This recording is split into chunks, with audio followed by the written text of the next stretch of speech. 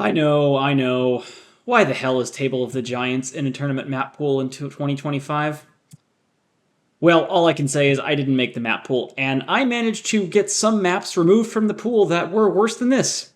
Yeah, believe it or not, that was in fact possible.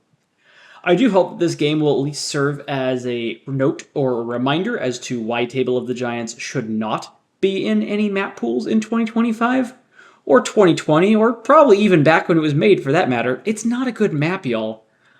Anyhow, we're about to face off against Skate Mage here, who has Nilfheim and 5 squads of zombies. 4 move zombies. 4 move zombies on Table of the Giants into 9 range. Yep, we'll get there. In terms of how we want to play into Skate Mage's army here, it's interesting. Usually I would want to open with micros if micros had any semblance of getting to max height to get shots down on Nilfheim. However, getting to max height on this map is very tough when you're a 5 move walker and your opponent has a 6 move flyer. So there's no world where we're going to beat Nilfheim to height here on Table of the Giants. And so as such, I decided to open just pure Q9 instead, hoping to get pings of 4 at 10 range for as long as possible until Nilfheim came in, and then hopefully be able to retreat back inside the Microcore pod to where we can Queglex Nilfheim while not exposing ourselves to the 6v7 regular attacks coming back from Nilfheim. That was my general thought process and plan going into the game, at least.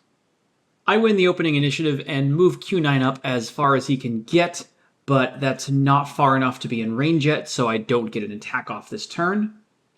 Skate Mage has 3 order markers on Nilfheim, but has the 1 on zombies and moves up 6 zombies. And I think this is a clear mistake. I think if you're going to do this, you should at least have 1 more order marker on zombies to make a threat of it matter. But more importantly, I have 9 and 10 range respectively, and Nilf just needs to get to max height before I can get a heighted attack off. Pretty much full stop. So I think not having the order marker 1 on Nilfheim was a pretty clear-cut mistake. And it's probably best to just have 1, 2, 3 on Nilfheim and hope Nilf survives for a while. Because if Nilf doesn't survive for a while, you're going to lose this game anyways. I decided to be a little bit aggressive here and move Q9 forward to take the 5v4 on Nilfheim, and I'm glad that I do, as we end up putting 2 wounds on Nilf off that attack. Nilf now sensibly flies towards max height and sends the Ice Shard into Q9 as the only target, but doesn't do any wounds. Q9 backs up as far as he can now to a spot where Nilf at least can't get even ground melee attack onto him, and takes the shot up at Nilf and rolls a beautiful 4 out of 4 skulls that manages to do 3 more wounds on Nilfheim. And we got 5 wounds on Nilf in round 1, which is just absolutely massive for us. Nilf comes in further now and Ice Shards 3 Microcore, killing 2 of them. Moving into round 2, I can see merit here for a lot of different order marker distributions that I could go with. I ended up doing 2 each on micros and Q9, with the 1 and the X on Q9, with the intention being killing Nilfheim on my 1, hopefully, and then 2 and 3 on the Microcore, with the plan being for micros to then start going after the zombies. But I don't know. I could see a lot of arguments multiple directions here. I am far from sold that this was the optimal distribution of order markers, but it is what I go with in-game. We lose initiative, but thankfully Nilfheim doesn't get any kills this time off the special attack. Q9 now moves back into that nice pocket that Microcore were kind enough to create for him, and Queglex's Nilfheim, finishing off that last life and essentially sealing the game for us. This just leaves Skate Mage's zombies in a truly brutal spot. 4 move is terrible for trying to catch up with 9 and 10 range units, and there's just so many ways that I can make that awful for those zombies as they come in. But they're down on points, and they have no choice but to come in and try, so cue the zombie roll in. Here I'm taking a picture of just how gross this pod in my start zone is, as a memento of why this map should not be used. It's not a good map, y'all.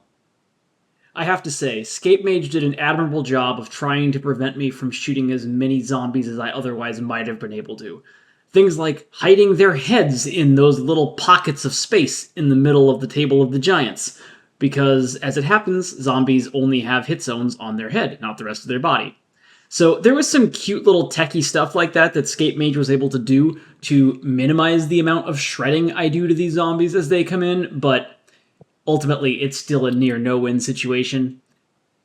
I don't think there's a ton of benefit to me saying analysis of this situation as the zombies roll in, so I'm just going to speed through most of it with music, though I will pause for the one point where zombies do finally reach my start zone and something interesting actually happens. So, I'll see you there in a bit.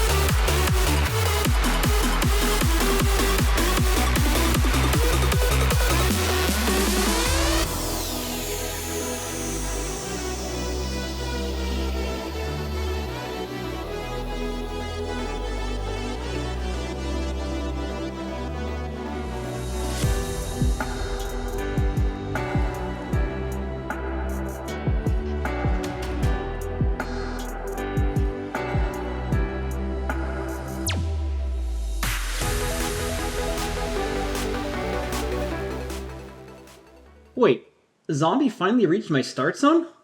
Damn, that's weird. Well, hopefully we can block it. We'll see what this zombie can do. And we do not block it, so Zombie Rise again actually happens. And we have a more interesting game state here for a minute. So I've already got this more order marker here on Microcore. Probably wish I could have it on Q9 instead, but I didn't know that zombies would reach me and bring that guy back. So we do retreat that last micro back up onto the high ground, and we take our shots down first, just trying to clear out as many zombies as we can, trying to leave Q9 to deal with those ones on even ground on the following round. So that is the end of the round. And here, I'm just going to end up putting all my order markers on Q9. We have to care about the ones that made it to our start zone. We do win initiative, and Q9 goes a Queglexen. We get the first one, and we get the second one, and we get the third one. And just like that, the zombie insurrection in our start zone is at an end.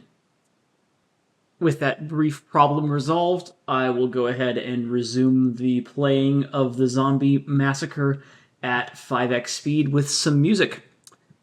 And I'll catch y'all again back at the end of the game.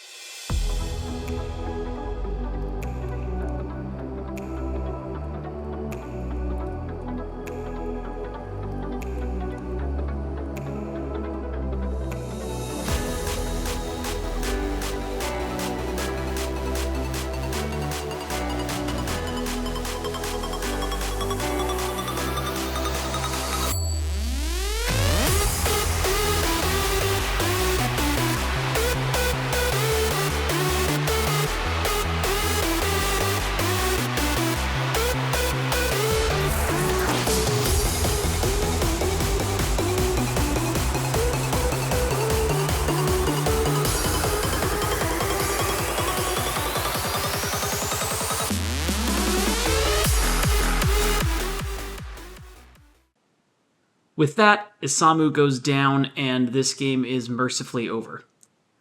Hopefully this is at least a reminder as to why maps like this should not be used in tournament play. Yeah. GG's, Escape Mage. This was a pretty brutal one.